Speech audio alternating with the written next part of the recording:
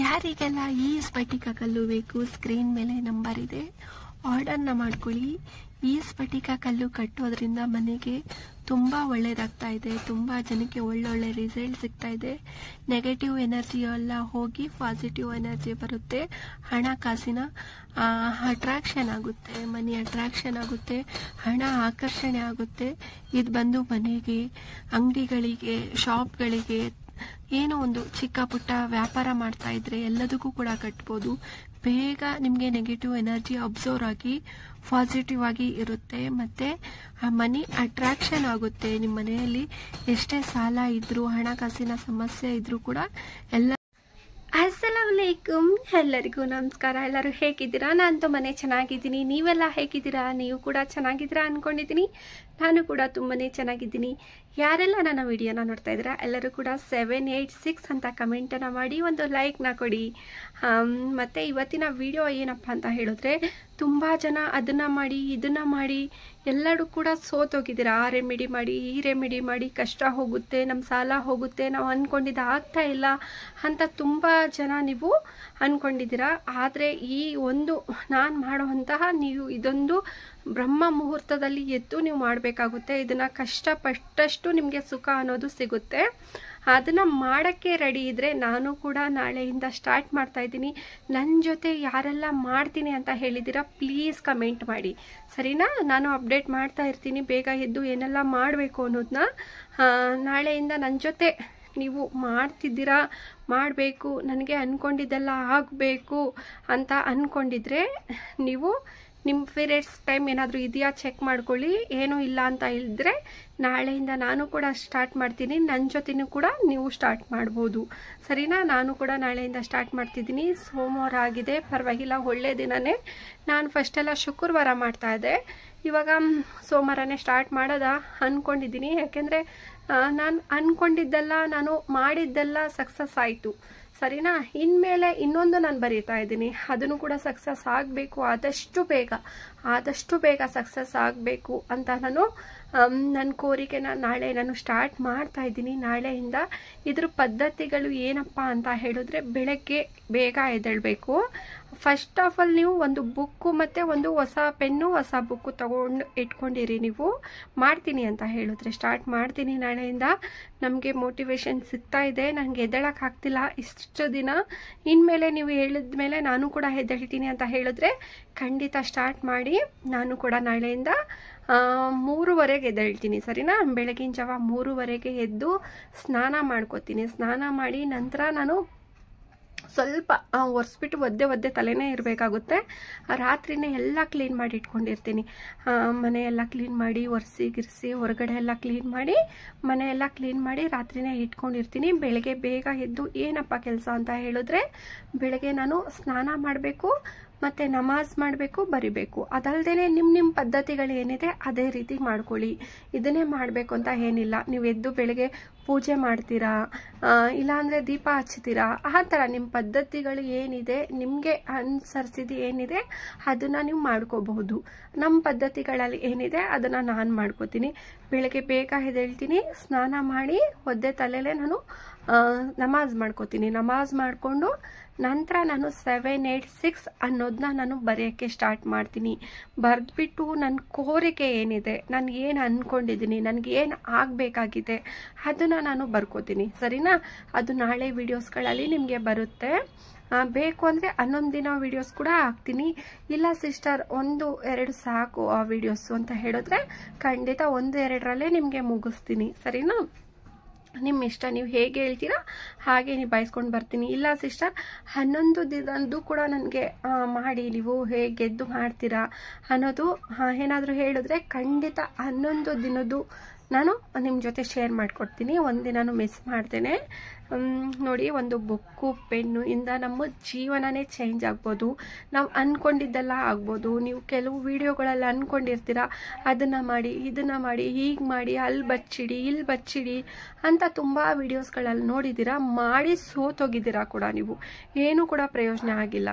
ಆದರೆ ಇದನ್ನು ಒಂದು ಮಾಡಿ ನೋಡಿ, ನೀವು ಖಂಡಿತ ಒಳ್ಳೆ ರಿಸಲ್ಟ್ ಸಿಗುತ್ತೆ.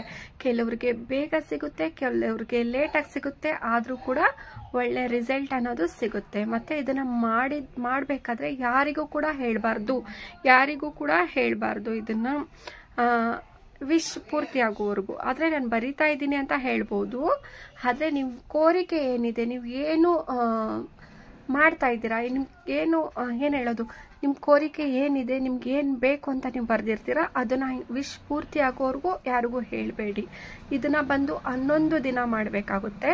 ಒಂದು ದಿನನೂ ಮಿಸ್ ಮಾಡಬಾರ್ದು. ಮತ್ತೆ ನೀವು 4 ದಿನ ಮಾಡಿ 5ನೇ ದಿನಕ್ಕೆ ನಿಲ್ಲಿಸಿದ್ರಿ ಅಂದರೆ ನೀವು ಮತ್ತೆ ಮೊದಲಿನಿಂದ ಸ್ಟಾರ್ಟ್ ಮಾಡಬೇಕಾಗುತ್ತೆ. ಅದಕ್ಕೋಸ್ಕರ ಹೇಳ್ತಾ ಇದ್ದೀನಿ, ನೀವು ರೆಡಿಗಿದ್ರೆ 11 ದಿನ ನಾನು ಸಾಧನೆ ಮಾಡೋಕ್ಕೆ ರೆಡಿ ಇದ್ದೀನಿ, ನಾನು ಅಂದ್ಕೊಂಡಿದ್ದಕ್ಕೆ ಸಾಧಿಸೋಕ್ಕೆ ರೆಡಿ ಇದ್ದೀನಿ ಅಂತ ಹೇಳಿದ್ರೆ ನೀವು ಇದನ್ನು ಮಾಡೋಕ್ಕೆ ನೀವು ಕೂಡ ನಾಳೆಯಿಂದ ರೆಡಿ ಆಗಿ, ಸರಿನಾ? ಇದನ್ನು ಕೂಡ ನೀವು ಮಾಡೋಕ್ಕೆ ರೆಡಿಯಾಗಿ. ಮತ್ತೆ ಏನು ಬೇಕು ಅಂತ ಹೇಳಿದ್ರೆ ನಿಮಗೆ ಏನಾದರೂ ಗಂಧದ ಕಡ್ಡಿ, ಸಾಂಬ್ರಾಣಿ, ದೀಪದ ಎಣ್ಣೆ ಏನೆಲ್ಲ ಮುಗ್ದೋಗಿದೆ, ಇಲ್ಲ ಖಾಲಿಯಾಗಿದೆ ಅಂದರೆ ಪ್ಲೀಸ್ ಇವತ್ತೇ ತರಿಸಿ ಇಟ್ಕೊಳ್ಳಿ. ಮತ್ತು ಸಂಜೆ ಟೈಮ್ ಎಲ್ಲ ಕ್ಲೀನ್ ಮಾಡ್ಕೊಂಡಿರಿ. ಮನೆ ಒರೆಸೋದು, ಕಸ ಗುಡಿಸಿ, ಮನೆ ಒರೆಸಿ, ಮತ್ತು ಏನೆಲ್ಲ ಗಲೀಜಿದೆ ಎಲ್ಲನೂ ಕೂಡ ಕ್ಲೀನ್ ಮಾಡ್ಕೊಂಡಿರಬೇಕು, ಸರಿನಾ? ಆದರೆ ಸ್ವಲ್ಪ ಉಪ್ಪನ್ನು ಹಾಕಿ, ಸ್ವಲ್ಪ ಅರಿಶಿನೂ ಹಾಕಿ ಮನೆ ಕ್ಲೀನಾಗಿ ಒರೆಸೋ ಟೈಮಲ್ಲಿ ಅದನ್ನು ಕೂಡ ಕ್ಲೀನ್ ಮಾಡ್ಕೊಳ್ಳಿ. ಒಳ್ಳೆ ಪಾಸಿಟಿವ್ ಎನರ್ಜಿ ಅನ್ನೋದು ಸಿಗುತ್ತೆ. ನಿಮ್ಮ ಮೈಂಡ್ ರಾತ್ರಿನೇ ಫಿಕ್ಸ್ ಮಾಡ್ಕೋಬೇಕು. ಇವಾಗ ನೀವು ಬೆಳಗ್ಗೆ ಎದ್ದೇಳಬೇಕು 3:30ಗೆ ಅಂತ ಹೇಳಿದ್ರೆ ಖಂಡಿತ ನೀವು ರಾತ್ರಿನೇ ಫಿಕ್ಸ್ ಆಗಬೇಕು. ನಾನು ಮಾಡ್ತೀನಿ, ನನ್ನ ಕೈಯಲ್ಲಿ ಸಾಧ್ಯ ಆಗುತ್ತೆ. ಇವಾಗ ನಾನು ಒಬ್ಬಳೇ ಅಲ್ಲ, ತುಂಬ ಜನ ಇದನ್ನು ಕಮೆಂಟ್ ಮಾಡಿ ಪ್ಲೀಸ್, ಬೇರೆಯವ್ರಿಗೂ ಕೂಡ ಮೋಟಿವೇಶನ್ ಆಗುತ್ತೆ. ಯಾಕೆಂದರೆ ನಿಮ್ಮ ಕಮೆಂಟ್ಸ್ ಎಲ್ಲ ನೋಡಿ ಅವರು ಕೂಡ ಮೋಟಿವೇಶನ್ ಆಗ್ತಾರೆ, ಅವ್ರ ಕಮೆಂಟ್ಸ್ ಎಲ್ಲ ನೋಡಿ ನೀವು ಕೂಡ ಮೋಟಿವೇಟ್ ಆಗ್ತೀರಾ. ಅದಕ್ಕೋಸ್ಕರ ಕಮೆಂಟ್ ಮಾಡಿ, ಮಿಸ್ ಮಾಡಬೇಡಿ. ಇಷ್ಟು ಜನ ಕಮೆಂಟ್ ಮಾಡಿದ್ದಾರೆ, ಅವರೆಲ್ಲ ಎದ್ದೇಳ್ತಾರೆ ಅಂದ್ಕೊಂಡಿದ್ದೀನಿ. ನಾನು ಕೂಡ ಎದ್ದೇ ಹೇಳ್ತೀನಿ, ನನ್ನ ಕೈಲಿ ಆಗುತ್ತೆ ಅಂತ. ಇದನ್ನು ನೀವು ಮಾಡಿ ಖಂಡಿತ ನಿಮಗೆ ಒಳ್ಳೆ ರಿಸಲ್ಟ್ ಸಿಕ್ಕಲಿ, ಸರಿನಾ? ಮುಂದೆ ಏನು ಪ್ರೊಸೀಜರ್ ಮಾಡೋದು, ಹೇಗೆ ಎತ್ತ ಅನ್ನೋದು ನಾಳೆಯಿಂದ ಹೇಳ್ಕೊಡ್ತೀನಿ. ಮತ್ತು ನೀವು ನಾಳೆ ಸ್ಟಾರ್ಟ್ ಮಾಡೋರು ಏನು ಮಾಡಬೇಕು ಅಂದರೆ ಒಂದು ಬುಕ್ಕು, ಒಂದು ಪೆನ್ನು ಅಷ್ಟೇ ಸಾಕು. ನೀವು 786 ಅಂತ ಬರೆದು, ಆಲ್ರೆಡಿ ಗೊತ್ತಿರುತ್ತೆ ನನ್ನ ವ್ಯೂವರ್ಸ್ಗೆ, 786 ಅಂತ ಬರೆದು ನೀವು ನಿಮ್ಮ ಕೋರಿಕೆಗಳೇನಿದೆ, ನೀವು ಇವಾಗ ನನಗೆ ಯಾರೋ ದುಡ್ಡನ್ನ ಕೊಡಬೇಕು, ಅವ್ರು ನನಗೆ ವಾಪಸ್ಸೇ ಕೊಡಬೇಕು ಅಂತ ಬರೆದ್ಬಿಟ್ಟು 786 ಅಂತ ಬರೆದು ಪ್ಲಸ್ಸನ್ನು ಬರಿಬೇಕು. ಮತ್ತು ಒಂದೇ ಸತಿ 11 ದಿನದಲ್ಲಿ ದಿನಕ್ಕೆ ಒಂದೇ ಸತಿ ಬರಿಬೇಕಾಗುತ್ತೆ. ಅದಾದಮೇಲೆ ಬರೆದಾದ್ಮೇಲೆ ಒಂದು 5 ನಿಮಿಷ ನೀವು ಕಣ್ಣು ಮುಚ್ಕೊಂಡು ನೀವು ಏನು ಕೋರಿಕೆ ಇದೆ ಅದನ್ನ ಬಗ್ಗೆ ನೀವು ಇದು ಮಾಡಿ, ಬೇಗ ಆಗಬೇಕು, ಇಷ್ಟು ಕಷ್ಟ ಇದೆ, ನೀವು ಜನಗಳ ಹತ್ರ ಹೇಳ್ಕೊಳ್ಳೋಕ್ಕಿಂತ ಈ ಥರ ನಾವು ಬೆಳಗ್ಗೆ ಎದ್ದು ಯೂನಿವರ್ಸ್ಗೆ ನಾವು ಕೇಳಿಕೊಂಡ್ರೆ ಖಂಡಿತ ಅದ್ರ ಫಲ ಅನ್ನೋದು ಇವತ್ತಲ್ಲ ನಾಳೆ ಸಿಕ್ಕೇ ಸಿಗುತ್ತೆ ಅಲ್ವಾ?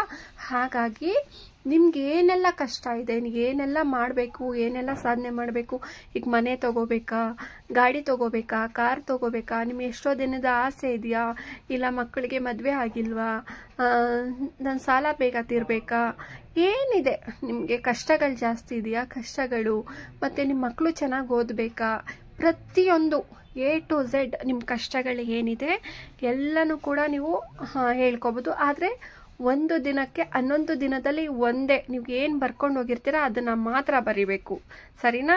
ದಿನಕ್ಕೊಂದು ಬರೆಯೋ ಹಾಗಿಲ್ಲ. ಇವಾಗ ನನ್ನ ಎಕ್ಸಾಂಪಲ್ ನಾನು ಅಂದ್ಕೊಂಡಿರ್ತೀನಿ, ನನಗೆ ಅತಿ ಶೀಘ್ರದಲ್ಲೇ ನಾನು ಸೈಟನ್ನು ತಗೋಬೇಕು ಅಂತ ನಾನು ಬರೀತೀನಿ, ಸರಿನಾ? ಆ ಒಂದು ಪದನೇ, ಆ ಒಂದು ಕೋರಿಕೆನೇ 11 ದಿನನೂ ನಾನು ಬರ್ಕೊಂಡು ಕಂಪ್ಲೀಟ್ ಮಾಡಬೇಕು, ಒಂದೇ ಒಂದು, ಸರಿನಾ? ಇವತ್ತು ಮನೆ ಬೇಕು, ನಾಳೆ ಸೈಟ್ ಬೇಕು, ನಾಳಿದ್ದು ದುಡ್ಡು ಬೇಕು, ಆ ಥರ ಬರೆಯೋ ಹಾಗಿಲ್ಲ. ಏನು ನೀವು ಫಸ್ಟು ದಿನ ಏನು ಕೇಳ್ಕೊಂಡಿರ್ತೀರ 11 ದಿನವರೆಗೂ ಕೂಡ ಅದನ್ನೇ ಕೇಳ್ಕೋಬೇಕಾಗುತ್ತೆ. ನಾಳೆಯಿಂದ ಇನ್ನೂ ಡೀಟೇಲಾಗಿ ನಾನು ನಿಮಗೆ ಹೇಳ್ಕೊಡ್ತೀನಿ. ಇನ್ನೂ ಡೀಟೇಲಾಗಿ ನಾನು ಎದ್ದು ಮಾಡೋದ್ರಿಂದ ನಿಮಗೂ ಕೂಡ ಮೋಟಿವೇಟ್ ಆಗುತ್ತೆ, ಮತ್ತು ಹೇಗೆಲ್ಲ ಮಾಡ್ಬೋದು ಅನ್ನೋದು ಕೂಡ ನಿಮಗೆ ಆಗುತ್ತೆ ಅಲ್ವಾ? ಖಂಡಿತ ಒಳ್ಳೆಯದಾಗಲಿ. ಯಾರೆಲ್ಲ ಎದ್ದು ಮಾಡ್ತೀನಿ ಅಂತ ದೃಢ ನಿರ್ಧಾರ ತೊಗೊಂಡಿದ್ದೀರಾ ಅವರೆಲ್ಲ ನನಗೆ ಕಮೆಂಟಲ್ಲಿ ಹೇಳಿ, ನಾಳೆಯಿಂದ ಸ್ಟಾರ್ಟ್ ಮಾಡಿ. ಗೊತ್ತಾಗಿಲ್ಲ ಅಂದರೆ ನನಗೆ ಮೆಸೇಜ್ ಮಾಡಿರಿ, ಖಂಡಿತ ನಾನು ಹೇಳ್ಕೊಡ್ತೀನಿ, ಒಂದಲ್ಲ ಒಂದು. ಮತ್ತು ಒಂದು ಸತಿ ಪದೇ ಹೇಳೋಕ್ಕೆ ಹೋಗ್ಬೇಡಿ. ಯಾರಿಗೆ ಏನೇ ಡೌಟ್ ಇದ್ದರೂ ಕೂಡ ನನಗೆ ಕಮೆಂಟನ್ನು ಮಾಡಿ, ಖಂಡಿತ ರಿಪ್ಲೈನ ನಾನು ಕೊಡ್ತೀನಿ. ನಾಳೆಯಿಂದ ಸ್ಟಾರ್ಟ್ ಮಾಡ್ತಿದ್ದೀನಿ, ನೀವು ಸ್ಟಾರ್ಟ್ ಮಾಡಿ.